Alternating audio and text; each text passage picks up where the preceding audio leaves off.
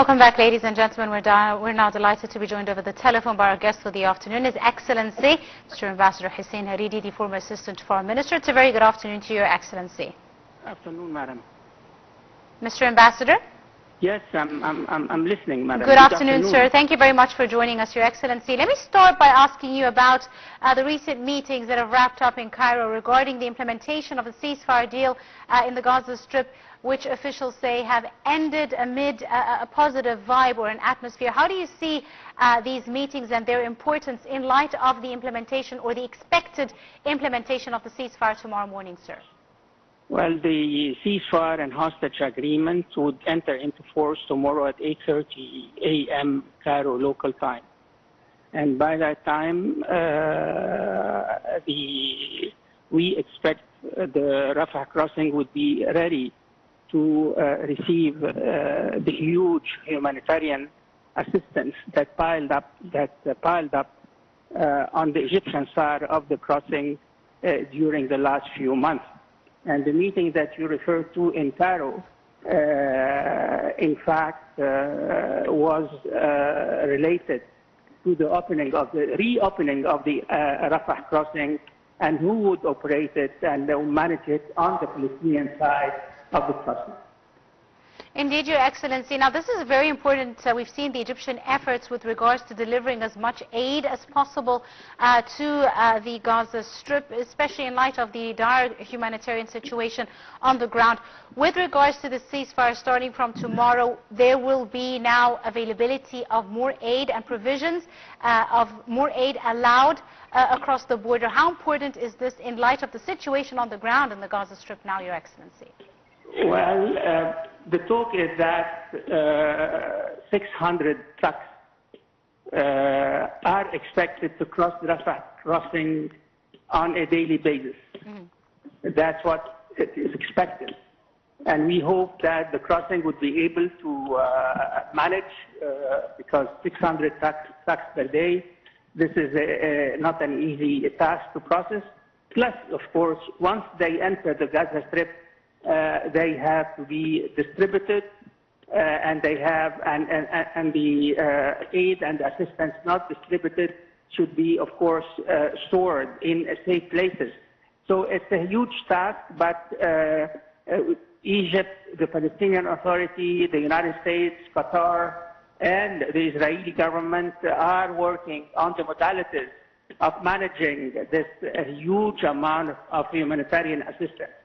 But in having said that, we are pleased that at long last, hopefully, the humanitarian assistance would be able to gain access inside the Gaza Strip.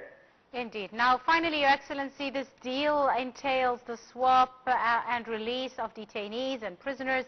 And even though following the announcement, the Israeli bombardment of the territory has killed at least another 113 people over the last 48 hours. How do you see this in light of the impending ceasefire agreement?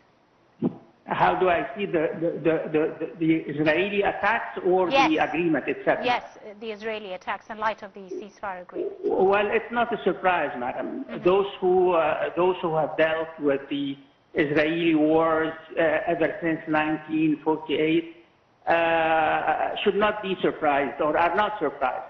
This is Israel. This is the Israeli military. They never respect the ceasefire agreement they signed. But this time around, we hope that they will honor all their obligations and responsibilities mentioned in the ceasefire and hostage agreement that was approved finally yesterday by the Israeli government. Absolutely. On that note, I'd like to thank you very, very much, Your Excellency, Ambassador Hussein Hareedy, the former Assistant to the Foreign Minister. Thank you so much, sir, for your time and your insight. And still continuing with news, this time from Lebanon's new President, Joseph Aoun, who stressed to the United Nations Secretary General Antonio Guterres on Saturday the urgency of an Israeli military withdrawal as stipulated by a ceasefire deal which was reached in November. According to the statement, Guterres said the UN would exert its utmost efforts to secure an Israeli withdrawal within the set deadline under the ceasefire terms. We have the details.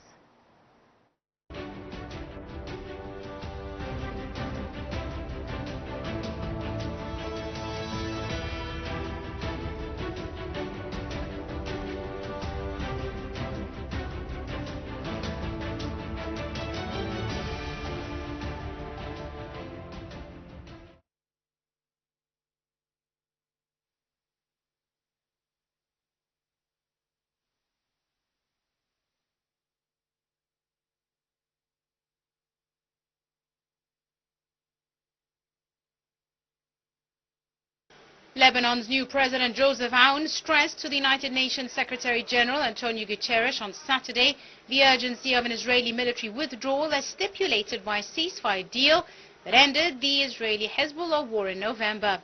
According to a statement by the Lebanese presidency, Aoun told Guterres during a meeting in Beirut that continued Israeli breaches were a violation of Lebanese sovereignty and the agreed-upon ceasefire deal.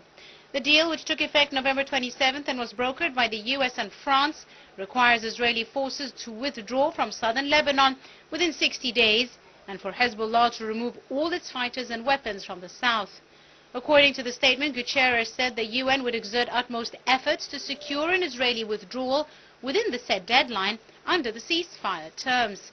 He said that the Israeli military's continued occupation of territory in South Lebanon and the conduct of military operations in Lebanese territory were violations of the UN resolution upon which the ceasefire is based. Despite the deal, Israeli forces have continued strikes on what they say are Hezbollah fighters ignoring the accord, under which they must halt attacks and withdraw beyond the Litani River, about 30 kilometers from the border with Israel.